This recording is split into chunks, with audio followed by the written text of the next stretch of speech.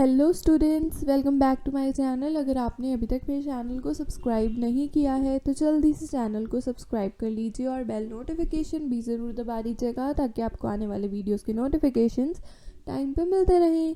आज की वीडियो में हम डिस्कस करेंगे वीविंग और लूम के बारे में। एक तो हम ये जानेंगे कि वीविंग होती क्या है और लूम्स के कितने पार्ट्स होते हैं, कितने मोशंस होते हैं लूम्स में, हम ये जानेंगे। ठीक है, तो चलिए शुरू करते हैं। सबसे पहले वीविंग से शुरू कर लेते हैं। एक छोटी से इसका समरी देख लेते हैं, डिस्क्रिप्शन देख लेते हैं। वीविंग क्या है? वीविंग एक बहुत ही पुराना मेथड है फैब्रिक को कंस्ट्रक्ट करने का।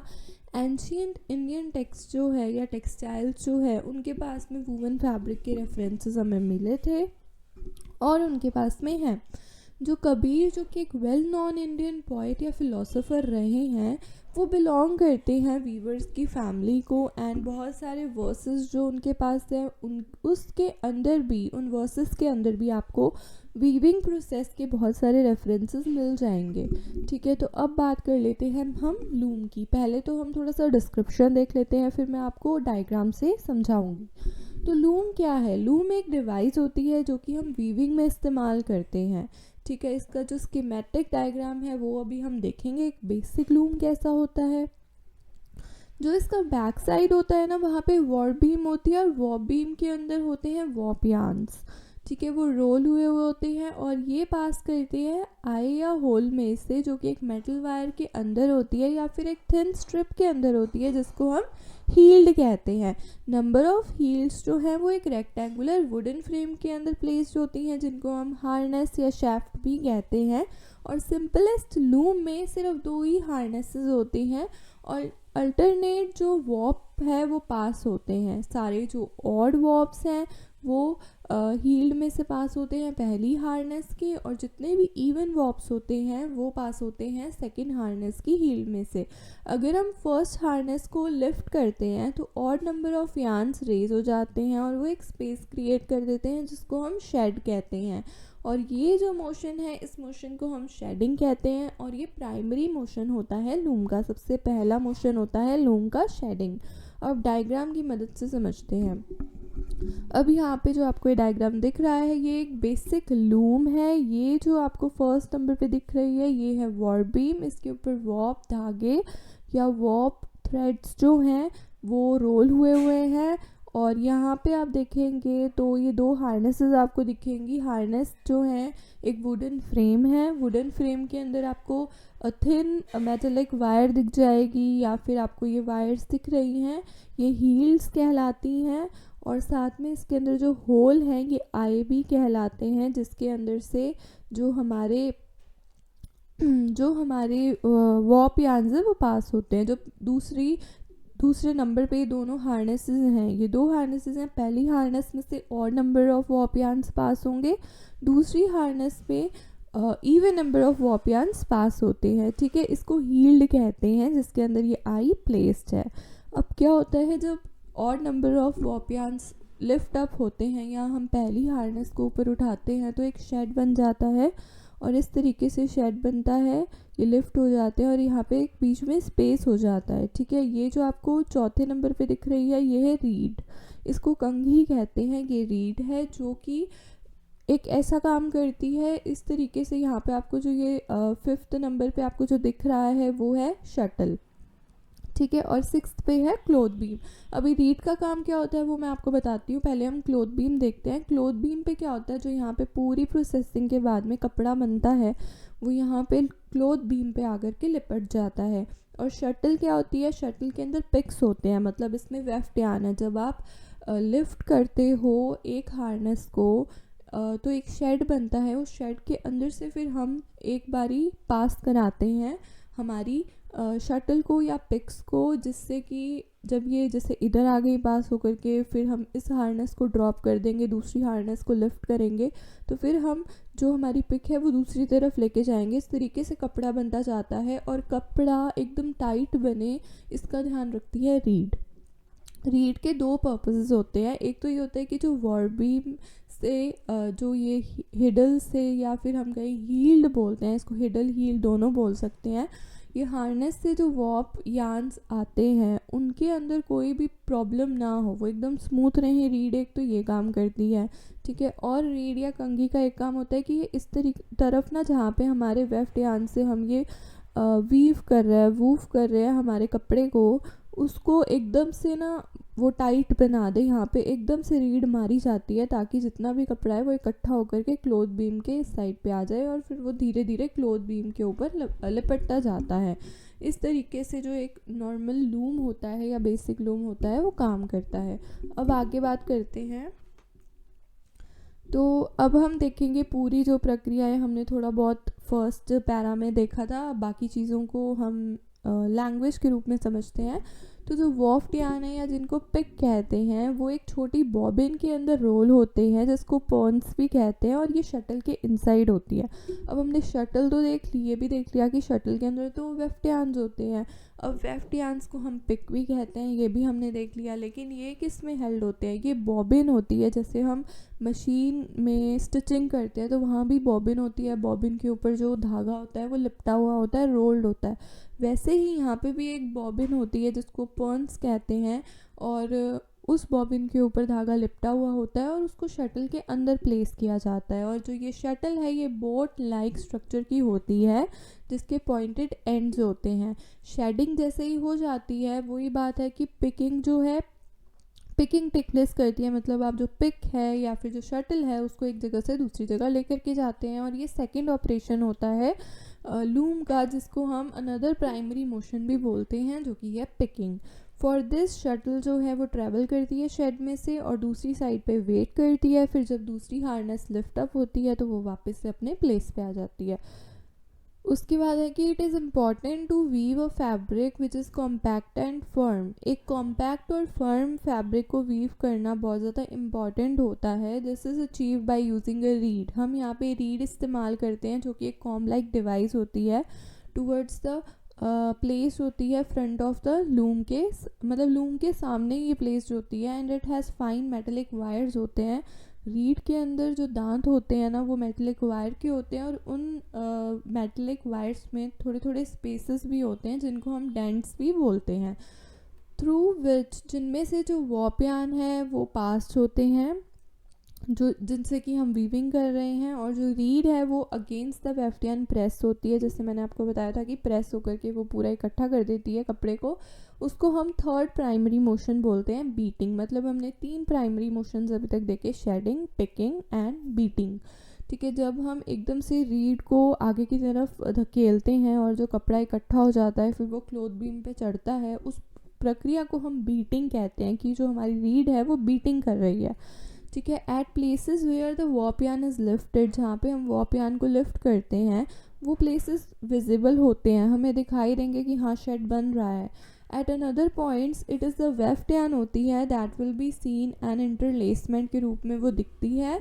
After first pick is laid, जब आप फर्स्ट पिक लेड करते हो, और नंबर ऑफ वॉप यार्न्स जो हैं वो आपको टॉप पे दिखाई देंगे, एंड वाइल जो इवन नंबर ऑफ यार्न्स हैं वो वेफ्ट यार्न कवर कर देता है उनको। ये हम पिकिंग की बात कर रहे हैं, ना कि शेडिंग की बात कर रहे हैं। फॉर द नेक्स्ट पिक करना है आपको तो आप फर्स्ट हार्नेस को लोअर कर दोगे, दूसरी हार्नेस को लिफ्ट अप कर दोगे, फिर आपको इवन नंबर ऑफ यार्न्स ऊपर दिखाई देंगे और ऑड नंबर ऑफ यार्न्स आपके छुप जाएंगे वेफ्ट यार्न से। एज द वीविंग प्रोसीड, ऐसे वीविंग जो है वो प्रोसीड करती रहती है, चलती रहती है। जो वॉप यार्न्स हैं कीप गेटिंग कन्वर्टेड इनटू एक वूवन क्लॉथ में वो कन्वर्ट होते रहते हैं वेफ्ट यार्न के इंटरलेसमेंट के द्वारा। It is then time for the secondary motion of weaving. अब शुरू होते हैं सेकेंडरी मोशन ऑफ वीविंग। हमने देखा कि हम पार्ट्स पढ़ेंगे लूम के, साथ में हम पढ़ेंगे मोशंस, कौन कौन से लूम के अंदर मोशंस होते हैं। हमने प्राइमरी मोशंस तो देख लिए, शेडिंग है, पिकिंग है, बीटिंग है। अब सेकेंडरी मोशंस की बात आती है कि सेकेंडरी मोशन कौन से होते हैं। एक्चुअली ये पेयर ऑफ मोशन होता है टेकअप एंड लेट ऑफ। जो वूवन क्लॉथ होता है वो टेकअप या वाउंड किया जाता है क्लॉथ बीम के ऊपर, place in front of the loom, जो कि लूम के फ्रंट में प्लेस होती है। ये पुल करती है वॉप यार्न को वॉप बीम में से। इन अनदर वर्ड्स जो वॉप बीम है वो लेट ऑफ करती है यार्न को और उसको अवेलेबल कराती है वीविंग के लिए। तो यहाँ पे 2 मैकेनिज्म या 2 मोशन है, एक है take off, take up, and एक है लेट ऑफ। टेकअप का मीन्स ये है कि जो क्लोथ बीम कर रही है, क्योंकि वो जो कपड़ा है उसको अपने ऊपर टेकअप कर रही है, उसको अपने ऊपर रोल करती हुई जा रही है। और लेट ऑफ कौन कर रहा है? वो कर रहा है वॉर्प बीम। क्यों कर रही है? क्योंकि वॉर्प बीम जो है वो वॉर्प यान को आगे भेजती जा रही है ताकि वीविंग हो सके। अब हम बात करते हैं कैटेगरी ऑफ मोशन के हिसाब से। पहले हमारे पास होता है प्राइमरी मोशन। प्राइमरी मोशन कौन कौन से हैं? Shedding, picking and beating. अब ये कौन कौन करता है? शेडिंग करती है हार्नेस फ्रेम, पिकिंग करती है शटल, बीटिंग करती है रीड। सेकेंडरी मोशन में है टेकअप एंड लेट ऑफ। तो टेकअप करता है क्लोथ बीम, लेट ऑफ करती है वॉर्प बीम। अब बात करते हैं टाइप्स ऑफ लूम की। तो क्लासिफिकेशन को जो है लूम का, उसको हम डिवाइड कर सकते हैं दो क्राइटेरिया के हिसाब से। एक तो सोर्स ऑफ पावर के हिसाब से कितने तरीके के लूम्स होते हैं, और एक mechanism of laying the weft yarn के हिसाब से कितने तरीके के लूम्स होते हैं। तो सबसे पहले सोर्सेज ऑफ पावर के हिसाब से देखें तो दो तरीके के लूम्स होते हैं, हैंडलूम होते हैं और पावर लूम्स होते हैं। अब हैंडलूम्स जो हैं, इसके तो नाम से ही पता चल रहा है कि ये हाथ से ऑपरेटेड होता है, और जो हमने बेसिक लूम अभी डायग्राम में देखा था वो हमारा हैंडलूम होता है। अब बात करें पावर लूम की, तो पावर लूम मीन्स जहाँ पे हमें इलेक्ट्रिसिटी चाहिए ही चाहिए उस लूम को ऑपरेट करने के लिए, उसको हम पावर लूम्स बोलते हैं। अब शुरू करते हैं। On the basis of the first criterion, looms को हम दो पार्ट्स में डिवाइड करते हैं, handlooms and power looms. As the term suggests, जो looms हैं that are manually operated are referred to as hand looms. ऐसे looms जिनको हम मैनुअली मतलब अपने हाथों से ऑपरेट कर रहे हैं उनको हम हैंड लूम बोलते हैं। और ये जो लूम्स होते हैं काफ़ी सस्ते होते हैं, बट इनका जो रेट ऑफ प्रोडक्शन है वो काफ़ी स्लो होता है क्योंकि ये धीरे धीरे धीरे काम करते हैं। हाउएवर हमारी कंट्री में लाइक इंडिया, हैंडलूम्स जो हैं अभी भी इनकी एक बहुत ही इम्पॉर्टेंट पोजीशन है। एक वेरिएशंस होते हैं ऐसे लूम्स के जो कि है ट्रेडल लूम, जहाँ पे हम फुट लीवर का इस्तेमाल करते हैं जो मदद करता है हार्नेस को लिफ्ट करने के लिए, जैसे ही हम फीट के साथ में उसको प्रेस करते हैं। एक होता है पिट लूम। पिट लूम में क्या होता है, जो वीवर होता है वो अपने लेग्स को sit with his legs inside a pit, एक गड्ढे के अंदर अपने लेग्स को भी अंदर ही कर लेता है और एक गड्ढे में बैठ जाता है। फ्रॉम वेयर ही कंट्रोल्स, जहाँ से वो हार्नेस को कंट्रोल करता है, हार्नेस के एक्शन को कंट्रोल करता है फुट मूवमेंट के द्वारा। और एक और हैंडलूम होता है जिसको हम लॉयन लूम कहते हैं। यहाँ पे जो स्ट्रैप है वो कंट्रोल करती है शेफ्ट मूवमेंट को passing through the lower back of the weaver, जो स्क्वाट करता है फ्लोर पे। ये कॉमन है north eastern part of India में। अब मैं आपको सिंपल तरीके से बता देती हूँ। हैंडलूम का मतलब है जो मैनुअली ऑपरेटेड होता है, हाथों से ऑपरेटेड होता है। पहली चीज़ ये है कि ये सस्ता होता है, इसको ऑपरेट करने के लिए ज़्यादा पैसे की हमें ज़रूरत नहीं पड़ती है। दूसरा ये है कि इसकी एक प्रॉब्लम है कि इसका जो रेट ऑफ प्रोडक्शन है वो धीरे धीरे होता है। अब ये कितने तरीके के होते हैं?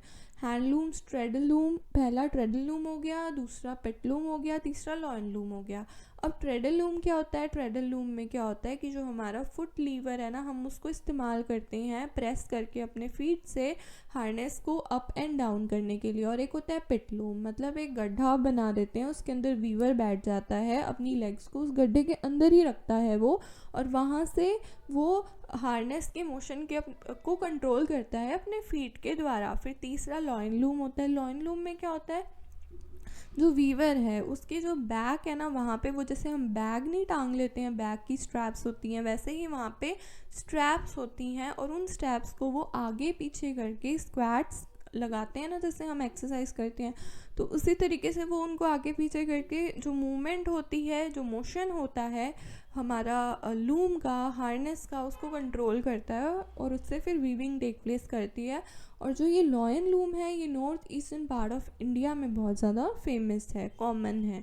अब बात करते हैं पावर लूम्स की। पावर लूम्स जो हैं वो मैकेनिकल एनर्जी को यूज़ करके ऑपरेट किए जाते हैं। ये लूम्स काफ़ी फास्टर होते हैं, इनका रेट ऑफ प्रोडक्शन काफ़ी फास्टर है क्योंकि इलेक्ट्रिसिटी से ये चलता है, और ये ज़्यादातर आपको मिल सेक्टर्स में देखने को मिल जाएंगे। अब बात करते हैं वेफ्ट यार्न को हम कैसे ले कर सकते हैं, डालते हैं, उसके मैकेनिज्म के हिसाब से लूम्स कितने तरीके के होते हैं।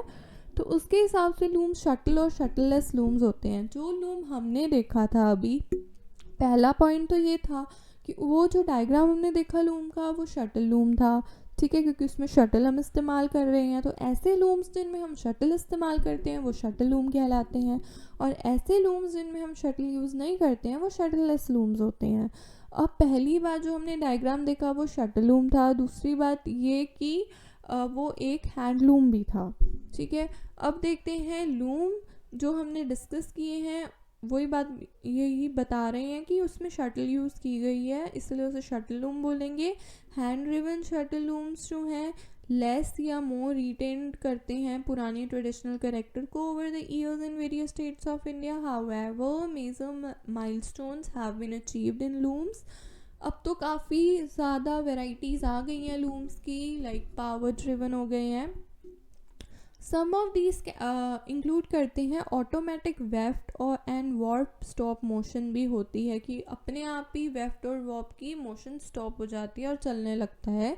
ऑटोमेटिक पॉइंट चेंजिंग डिवाइसेस भी अब आ गई हैं जहाँ पे शटल अपने आप ही आगे पीछे चलती है। कंप्यूटर ऑपरेटेड डिज़ाइनिंग फीचर्स भी आ गए हैं कि कंप्यूटर जो है वो अपने आप ही सारे मूवमेंट को कंट्रोल करता है। इन मैनी प्लेसेस जो शटल लूम्स हैं have given way to shuttleless looms भी अब आ गए हैं। The pick is laid across the shed using a variety of mechanism को हम यूज़ करके जो पिक्स हैं जो वेफ्टियान हैं उनको हम घुसाते हैं वार्पियान में से, हमें उसमें शटल को इस्तेमाल नहीं करना पड़ता। जो नेम है ऐसे लूम का क्लियरली इंडिकेट करता है कि हमने कौन सी डिवाइस इस्तेमाल की है। शटललेस लूम के अंदर नॉइस लेवल काफ़ी लोअर होता है और प्रोडक्शन स्पीड बहुत ज़्यादा होती है, ठीक है। तो अब बात करते हैं कितने तरीके के शटल लूम होते हैं। एक होता है rapier loom. Rapier loom employ करता है एक लंबी रोड होती है जो कि वेफ्टियान को अक्रॉस द शेड लेकर के जाती है। ग्रिपर या प्रोजेक्टाइल लूम है दूसरा, जहाँ पे हम एक स्मॉल छोटा सा मेटल हुक इस्तेमाल करते हैं जो कि वेफ्ट को शेड में से लेकर के जाता है। फिर होते हैं एयर जेट लूम्स जो कि एयर के फोर्स से वेफ्टियान को शेड के अक्रॉस लेकर के जाते हैं। और फिर होते हैं वाटर जेट लूम्स जो कि वाटर स्ट्रीम के फोर्स से लेकर के जाते हैं। और ओनली हाइड्रोफोबिक यार्न्स को हम ऐसे लूम्स पे जो है वूव कर सकते हैं, क्योंकि वाटर जेट लूम्स में अगर हाइड्रोफोबिक यार्न है तब तो वो वाटर को एब्जॉर्ब करके स्वेल नहीं होगा। अगर वो हाइड्रोफिलिक है तो फिर वो क्या हो जाएगा, वो ऑब्वियसली उसके अंदर पानी एब्जॉर्ब कर लेगा और वो स्वेल अप हो जाएगा। इसीलिए जो वाटर जेट लूम्स होते हैं उनके अंदर या उनमें हम हाइड्रोफोबिक यार्न्स को ही यूज़ करते हैं। अब हम सिंपल सी बात कर लेते हैं शटललेस लूम के बारे में। शटल लूम मीन्स जहाँ पे हम शटल इस्तेमाल कर रहे हैं। शटललेस लूम मीन्स जहाँ पे हम शटल को इस्तेमाल नहीं कर रहे हैं। अब शटललेस लूम के कितने सारे टाइप्स हमने देखे। पहला है रेपियर लूम जहाँ पे हम एक लंबी सी रॉड इस्तेमाल करते हैं वेफ्टियान को अक्रॉस लेके जाने के लिए। एक है ग्रिपर या प्रोजेक्टाइल लूम जिसमें हम छोटा सा हुक इस्तेमाल करते हैं। फिर है एयर जेट लूम जहाँ पे हम एयर का फोर्स इस्तेमाल करते हैं। और एक है वाटर जेट लूम जहाँ पे हम वाटर का फोर्स इस्तेमाल करते हैं। अब हम बात करेंगे वूवन फैब्रिक्स के बारे में, इनके कुछ कंसेप्ट्स के बारे में जानते हैं। नेक्स्ट वीडियो में हम बात करेंगे कि कितने तरीके की वीव्स होती हैं, ठीक है। तो सबसे पहले शुरू करते हैं। Whichever may be the shedding device और degree of automation employed, there are certain characteristics होते हैं typical of woven fabric. Warp और एंड।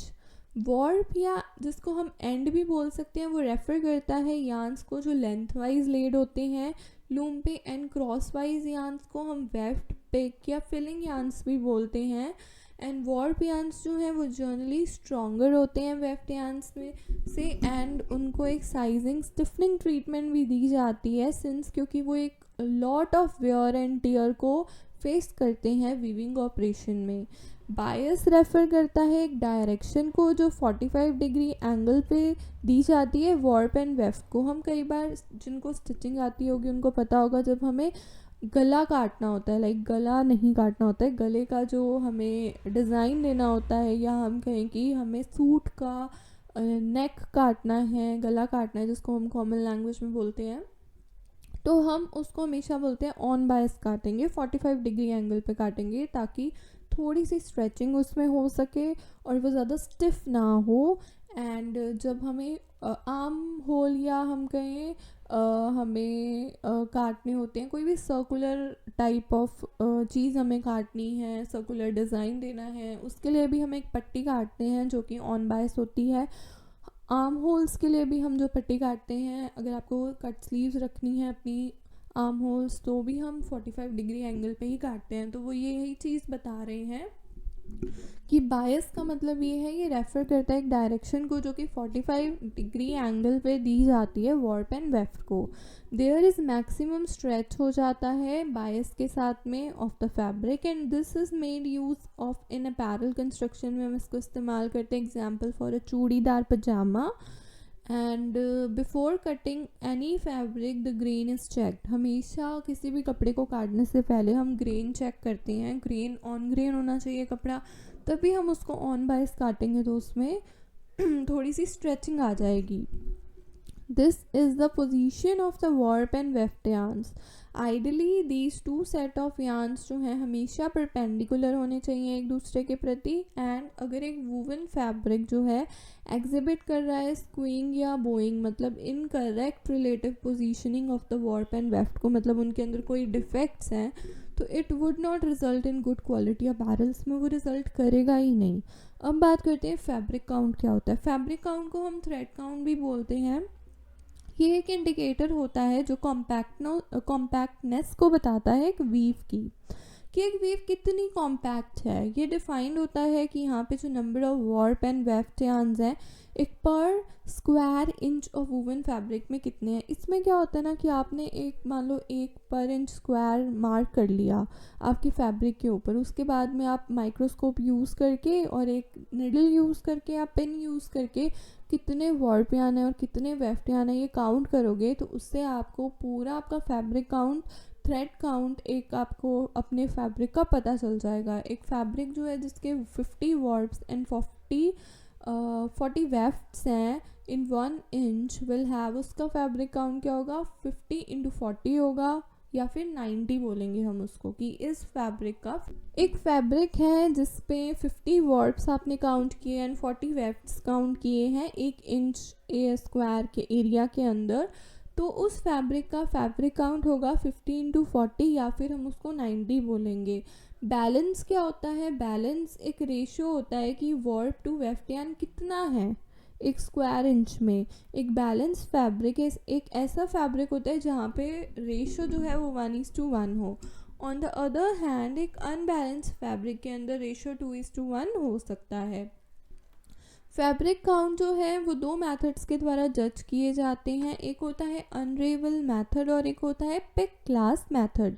अनरेवल मेथड क्या होता है, इसका मतलब है अनवीविंग करना, आप अपनी वीव को उधेड़ रहे हो, ये एक defined length width of fabric को आप उधेड़ रहे हो ताकि आपको यार्न एंड काउंटिंग पता चल जाए उनकी, और इससे क्या होता है फैब्रिक प्रॉपर्ली डैमेज हो जाता है, इसलिए ये मेथड बहुत ही कम यूज़ किया जाता है।